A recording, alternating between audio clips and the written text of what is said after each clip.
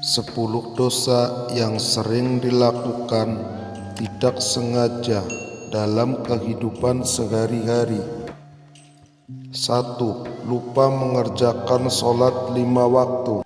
Allah Subhanahu wa Ta'ala berfirman, "Maka celakalah bagi orang-orang yang sholat, yaitu orang-orang yang lalai dari sholatnya."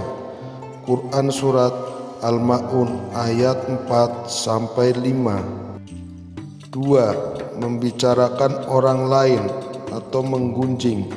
Rasulullah SAW bersabda, "Tahukah kalian apa itu ghibah?"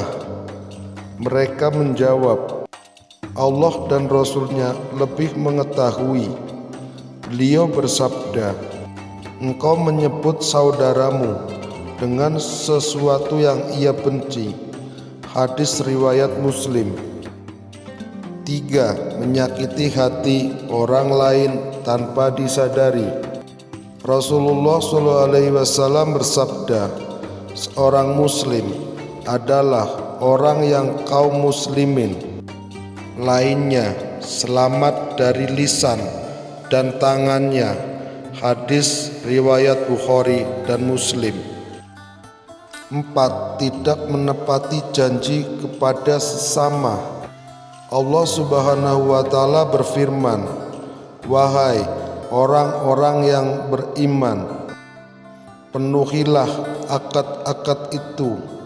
Quran Surat Al-Maidah ayat 1. 5. Membicarakan hal yang tidak bermanfaat. Rasulullah SAW bersabda, "Di antara tanda kebaikan Islam seseorang adalah meninggalkan hal yang tidak bermanfaat baginya." Hadis riwayat Tirmizi. 6. Bersumpah palsu dan ingkar. Allah Subhanahu wa Ta'ala berfirman, "Dan janganlah kamu jadikan nama Allah dalam sumpahmu sebagai penghalang untuk berbuat kebajikan, bertakwa, dan mendamaikan manusia." Quran Surat Al-Baqarah ayat 224. 7. Mengabaikan kewajiban zakat. Allah Subhanahu wa Ta'ala berfirman, "Dan orang-orang yang menyimpan emas dan perak tidak menafkahkannya di jalan Allah, maka beritahukanlah kepada mereka bahwa mereka akan mendapat siksa yang pedih." Quran Surat At-Taubah ayat 34. 8. Makan dan minum dengan tangan kiri.